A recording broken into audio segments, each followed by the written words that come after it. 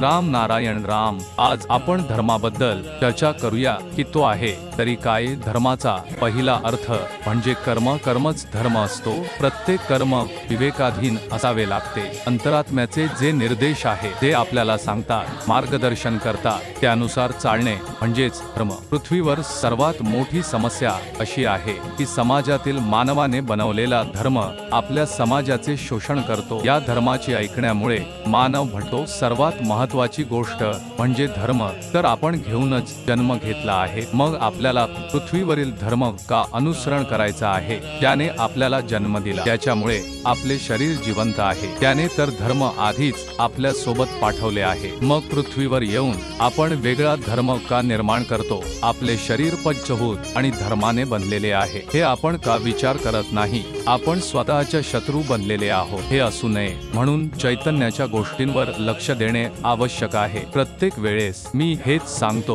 की जीवनाची सत्यता काय आहे हे विचारले पाहिजे। योग्य कर्म करा, त्यामुळे आपल्याला विवेकाचा प्रवेश मिळतो। त्यासाठी आपल्याला विचार, सिद्धांत आणि चिंतन करणे आवश्यक आहे। पंचतत्व जे आहे ते आकाशातून निर्माण झाले आहे, सृष्टीत राहतात, ते सर्व आकाशाच्या कुशीत खेळत आहे। आपणही आकाशात आहोत, पृथ्वीही आकाशात आहे। आपण सर्व आपल्या सर्व दैनंदिन कामे करतो। आपण ईश्वराचे कण आहोत। यापेक्षा मोठा कोणता धर्म असेल? जे काही पंचभूत आहे ते आपल्या शरीरात राहून आपले काम करतात, पण ते दिसत नाहीत, ते आपल्यासाठी बलिदान करतात। तोच धर्म असावा लागेल आपला। आकाशातून दिलेले जे काही या पृथ्वीवर आहे ते कधीही आपल्याला सांगत नाहीत, आम्ही तुम्हाला हे देत आहोत। असो ते पाणी असो, सूर्य असो, सर्व आपल्याच्या जीवनाचा एक भाग आहे। धर्माचा अर्थ म्हणजे निरपेक्षता आणि मानवाने तयार केलेले धर्म स्वार्थी आहे। जसे धर्म, राजकीय पक्ष आणि संविधान मानवाने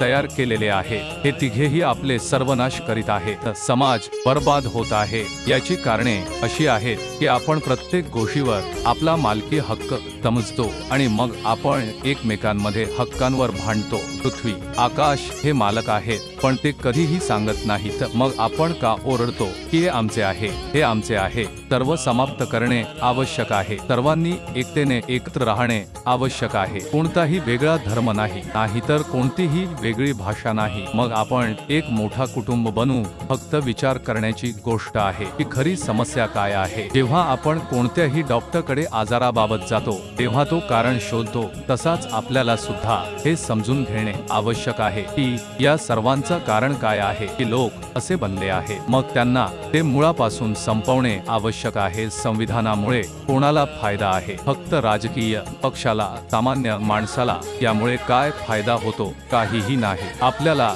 एक देश, एक भाषा, एक माणूस आणि एक नियम ठेवायला हवे, तेव्हा आपला धर्म आपला कर्म बनेल। लोक शोषण करणार नाही। आपण चिंतन करू, ध्यान करू, त्यातून जो ध्वनी ऊर्जा बाहेर पडतो तो वायू जगात फिरत राहतो। आपल्याला हाच विचार करावा लागेल।